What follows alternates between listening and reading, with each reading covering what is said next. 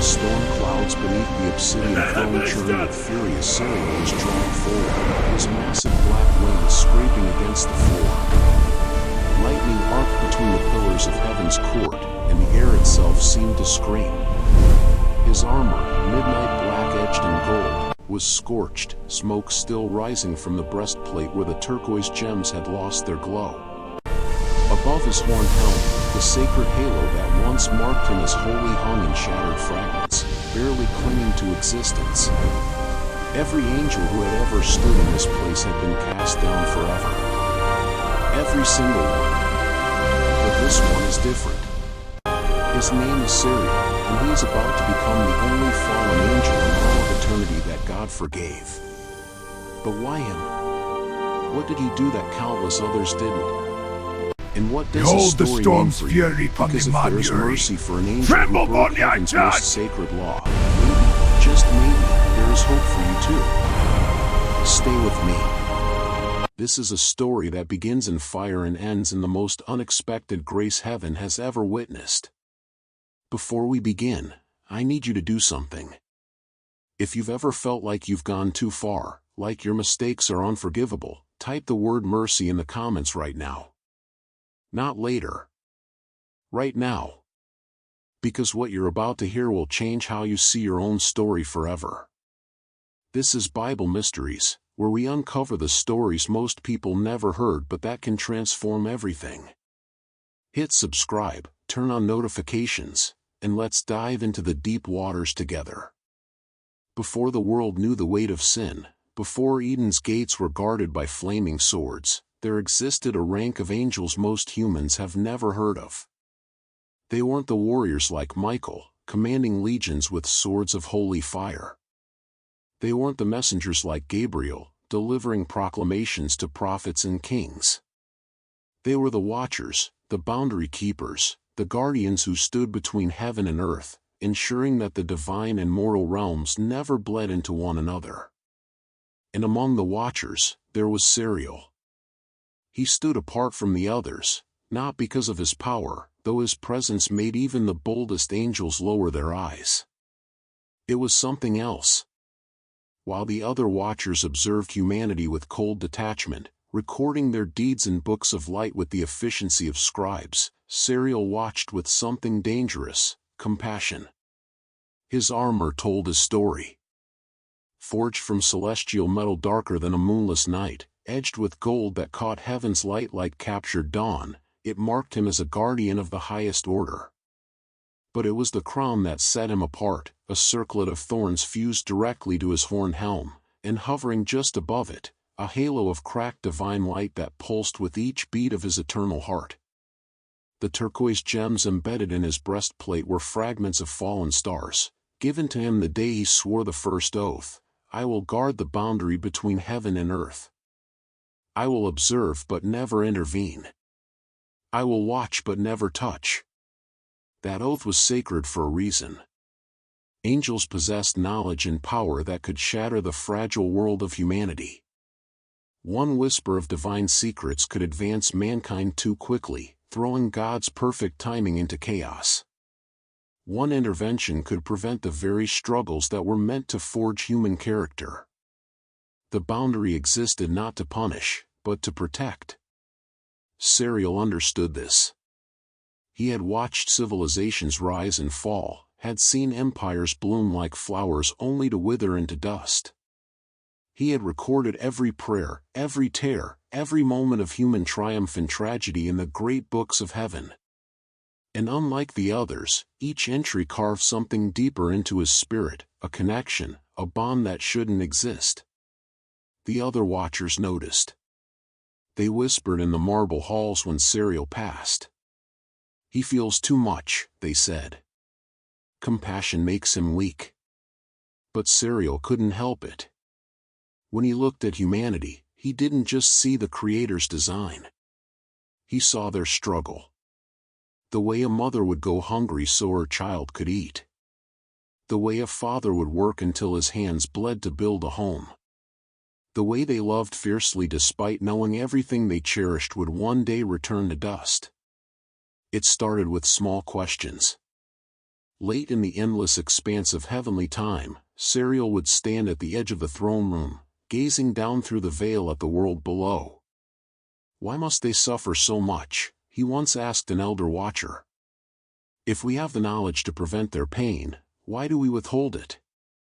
The elder's response was immediate: because suffering is the chisel that carves them into what they're meant to become.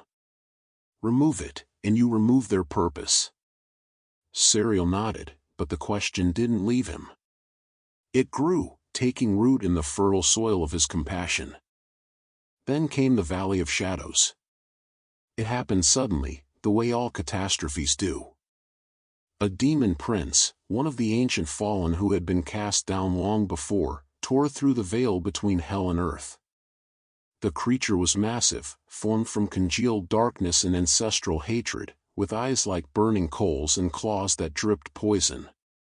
It descended upon a valley where 200 souls lived in peace, farming the land, raising their children, worshipping the Creator with simple, honest faith. The attack came at night. Screams split the darkness as the demon moved through the village like a harvesting scythe. Human weapons passed through its form like smoke. Arrows shattered against invisible barriers. The strongest warriors fell within minutes, their bodies crumpling like broken puppets. From heaven's edge, Sariel watched. He stood in the throne room, surrounded by other watchers who observed with the same clinical detachment they always did. They were recording the event, their fingers moving across pages of light, documenting every death with precise, emotionless strokes. "Shouldn't we intervene?" Sariel's voice cut through the silence. The elder watcher didn't even look up from his writing. "The law is clear. We observe. We do not intervene. But they're being slaughtered. That demon has no right to be there, it broke through illegally. The demon will be dealt with in time. By the appointed means. Not by us." Sariel's fists clenched inside his gauntlets, the metal groaning under the pressure. Below, he watched a mother grab her 3 children, pulling them into a small stone shelter. The demon's shadow fell across the entrance. She pushed the children behind her, spreading her arms wide as if her fragile human body could shield them from a creature forged in hell's furnace. "Please," she whispered, her voice somehow reaching Sariel's ears across dimensions. "God, if you can hear me, please send help. Not for me. For them." The demon raised its massive claw. Time seemed to slow. Sariel looked around the throne room at the other watchers, their faces impassive, their pens still moving. He looked at the law written in light across the walls: observe. Guard. Never cross. Then he looked down at the mother, at her children cowering behind her, at their tear-stained faces lifted toward a heaven that seemed to have abandoned them. And Sariel made his choice. The storm clouds beneath the throne room floor erupted as he moved. Other watchers shouted, reaching for him, but he was already gone, a black meteor wrapped in golden fire, plummeting through layers of reality at impossible speed. The veil between heaven and earth, the sacred boundary he had sworn to protect, tore like fabric as he crashed through it. He hit the ground in the center of the valley with enough force to create a crater.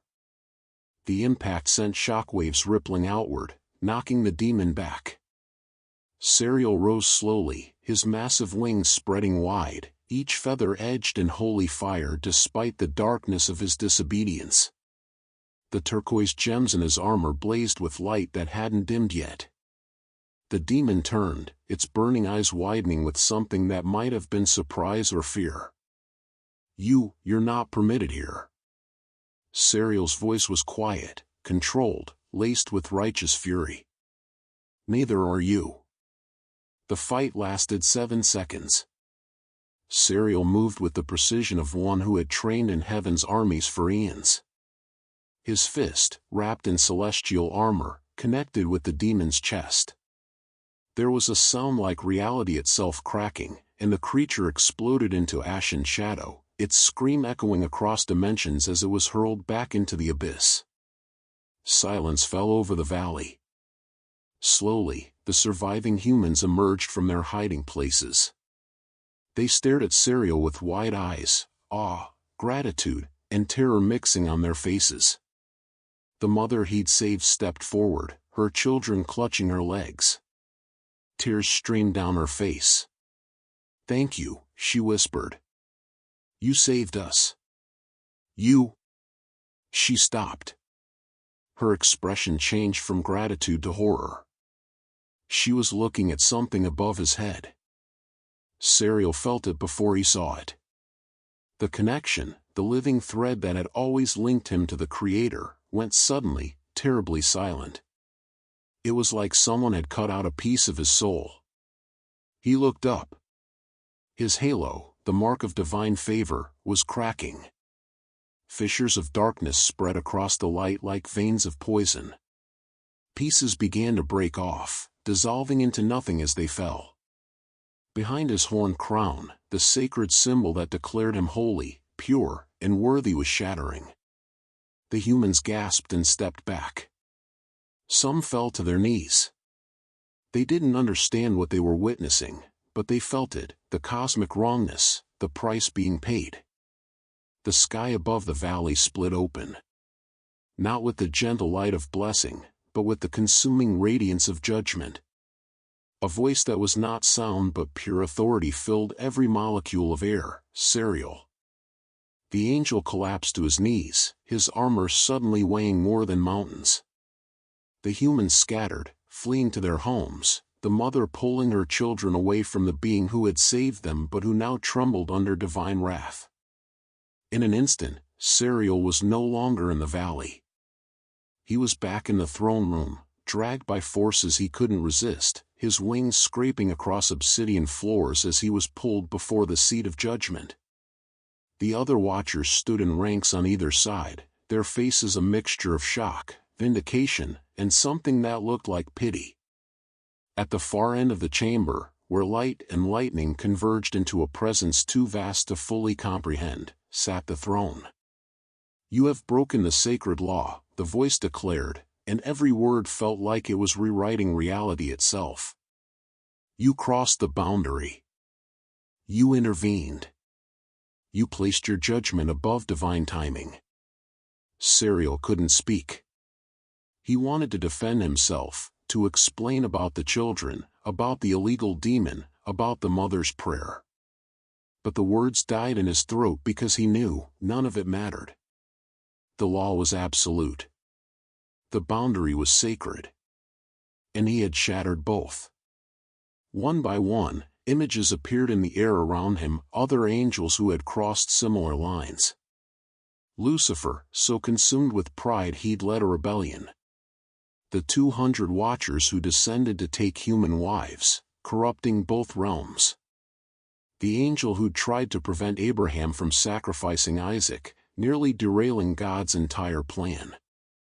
Each one had believed their intervention was justified.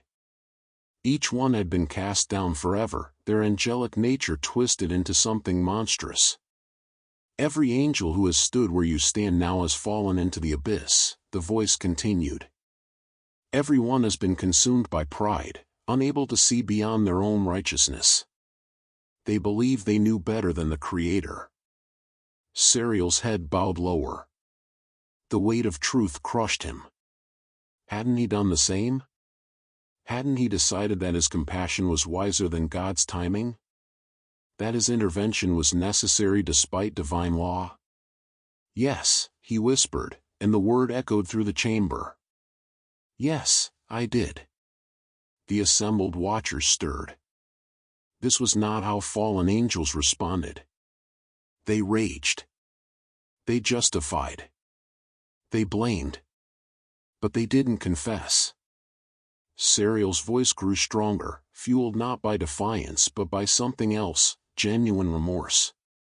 "I saw their suffering and believed I had to act. I placed my feelings above your will. I broke the oath I swore. And I was wrong." He reached up with trembling hands and removed the horn crown from his head, the thorns tearing at his palms as he did so. He placed it on the ground before the throne, a gesture of complete surrender. I don't ask for my position back. I don't ask to remain among the watchers. I only ask. His voice cracked. Forgive me. The silence that followed was absolute. Time itself seemed to hold its breath.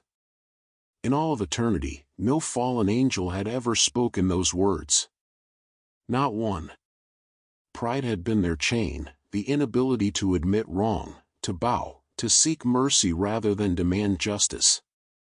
But Sariel knelt there, stripped of his crown, his halo in fragments, his armor scorched, and he wept.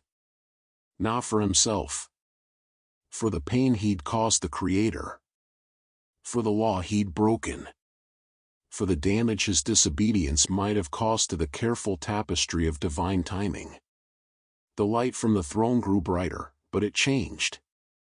The harsh radiance of judgment softened into something else, something warm, something the other fallen angels had never waited long enough to experience. Mercy. Sariel. The voice was different now, threaded with an emotion that made even the elder watchers step back in awe. Do you know why you are still here? Why you have not been cast into the abyss like the others? Sariel kept his head bowed. No, Lord. Because you did what none of them could. You admitted you were wrong. You chose humility over pride.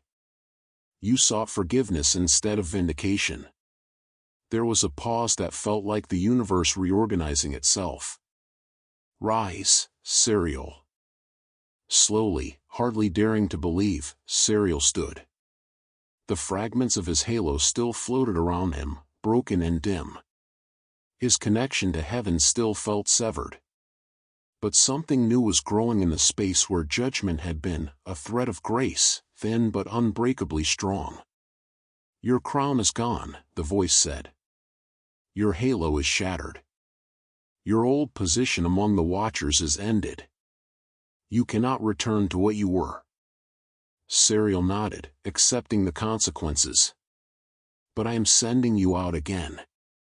Not as a watcher who observes from distance. As a servant who walks among them. You will heal where I direct. You will guard where I send. You will reflect my light, not generate your own. And you will do it in humility, not glory. A gasp rippled through the assembled angels. This had never happened. Never in all of creation's history had a fallen angel been restored, redirected, given purpose again. Am I worthy? Sariel whispered. No, came the immediate answer. But my mercy makes you so. The broken fragments of his halo didn't repair, they transformed.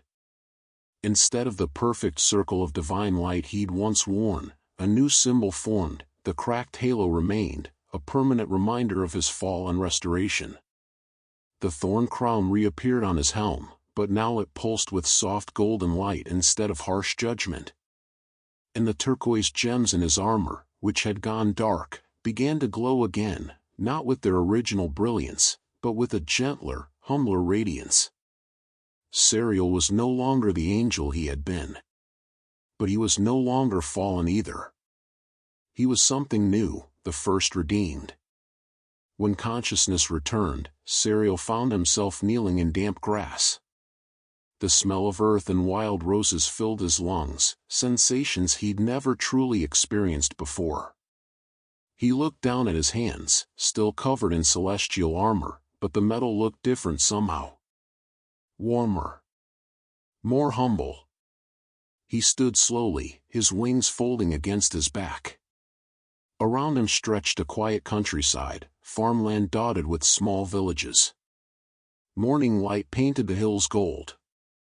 And Sariel felt it immediately, his new purpose burning in his chest like a compass always pointing toward those who needed help. He started walking. His first assignment came within hours. An old woman sat beside a well, clutching her side, her face twisted in pain. She'd been sitting there for hours, too weak to call for help, too proud to admit she couldn't make it home. Sariel approached, his footsteps silent. She looked up, startled. To her eyes, he appeared as a stranger in dark traveling clothes. She couldn't see the wings, couldn't see the armor, couldn't see the cracked halo hovering above his head. All she saw was someone stopping to help. "Are you hurt?" he asked. She nodded, tears forming. "My hip. I fell yesterday. I can't stand." Sariel knelt beside her and placed his hand gently on her shoulder. He didn't speak words of healing or call down heaven's power. He simply prayed, quietly, humbly, asking the Creator to extend mercy through him. Warmth flowed from his palm, gentle and gradual. The woman gasped as the pain faded. "How did you?" But when she looked up, he was already gone. This became his pattern. Sariel walked the earth in quiet service, moving from place to place as directed by the gentle pull in his spirit. He helped without fanfare. He healed without demanding recognition. He guarded without being seen. One night, he encountered another fallen angel, one of the original rebels who had followed Lucifer. The creature had twisted into something barely recognizable, its wings leathery and torn, its eyes burning with hatred. "You," it hissed, circling Sariel. "You're one of us. I can smell the fall on you. Why do you serve him still? He cast you down. He humiliated you." Sariel's voice was calm. "He forgave me." The fallen angel laughed, a sound like breaking glass. "Forgave? There is no forgiveness for our kind. You're deluding yourself." "No," Sariel said quietly. "I was deluded when I thought I knew better than him. Now I see clearly. You serve out of fear. I serve out of gratitude." Sariel's cracked halo pulsed with gentle light. "He could have destroyed me. Instead, he gave me another chance. Not to return to glory, but to be useful. To serve in humility. And that is worth more than any throne." The fallen angel snarled and vanished into shadow, unable to comprehend such surrender. Years passed, or perhaps centuries. Time moved differently for Sariel now. He marked it not by the moon's cycles as he once had, but by the lives he touched, the prayers he helped answer, the small miracles worked through humble obedience. Then came his final test. The vision arrived one evening as he rested in a quiet forest. A voice, the same voice that had restored him, spoke clearly, "There is a city to the north. It has turned completely from me. Violence rules their streets. But in that city is one child who still prays. Find her. Protect her. Let her faith be the seed of renewal." Sariel rose immediately and began traveling north. It took weeks to reach the city, and when he arrived, he understood why he'd been sent. The place reeked of spiritual decay. Temples stood empty, their doors broken. Markets filled with merchants who cheated openly. Guards who took bribes ignored crimes in plain sight. He found the child in a forgotten corner of the city, a girl of perhaps 9 years, orphaned and living in the ruins of an abandoned building. But every night, without fail, she knelt and prayed. Not elaborate prayers. Simple ones. "God, please help me be good. Please don't forget about me." Sariel stayed near her, invisible to human eyes, watching over her as she navigated the hostile city. He deflected danger she never knew existed, a collapsing wall that would have crushed her, bandits who turned away at the last moment, sickness that never quite took hold. But he did more than protect. He began, subtly, to work in the hearts of those around her.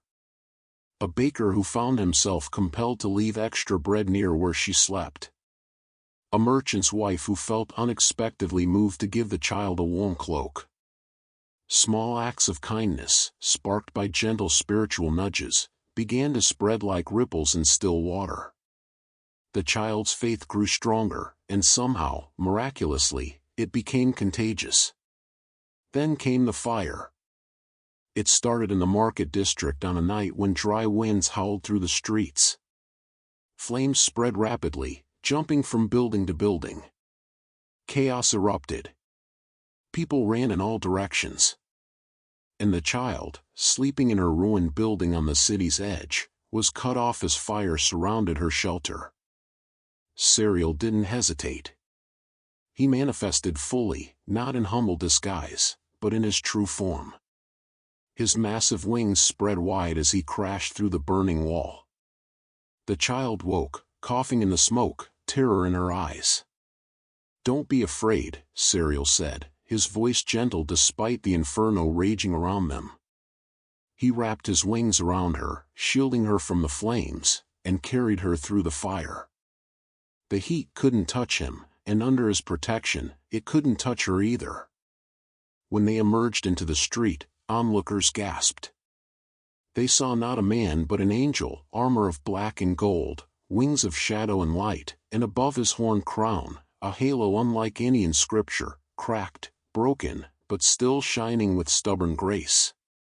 The child looked up at him, her soot-stained face full of wonder. "You're an angel. You came because I prayed." Sariel smiled, and it was the first time in eons he'd allowed himself such an expression. "No, child. I'm something else. I'm just someone who learned what mercy means." He set her down gently among the gathered crowd, then looked up. The pull in his chest had changed. His mission was complete. "Wait," the child called as he turned. "What's your name? So I can tell others who saved me." Sariel paused, his wings beginning to fade from mortal view. "Tell them grace is real. Tell them it's never too late. That's all that matters." And then he was gone. When Sariel stood before the throne again, he knelt not in judgment but in completion. The voice that spoke held warmth that flooded his entire being. "Well done, Sariel. You were faithful in small things. You served in humility. You became what I created you to be, not through perfection, but through repentance and grace."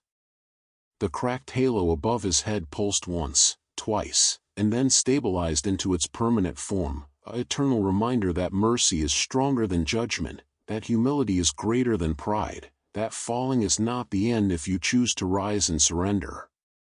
Sariel took his place among heaven's servants, not as a watcher anymore, but as something new, the first proof that God's grace can reach anyone, anywhere, no matter how far they've fallen. Now hear me clearly. Sariel's story isn't just ancient history. It's your story too. Because every one of us has crossed lines we shouldn't have.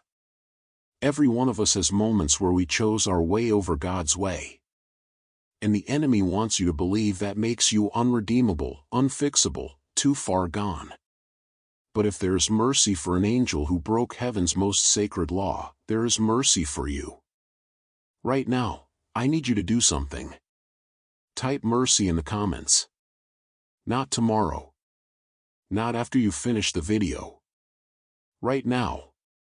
Let that word be your prayer, your declaration that you believe grace is real and it's not too late for you.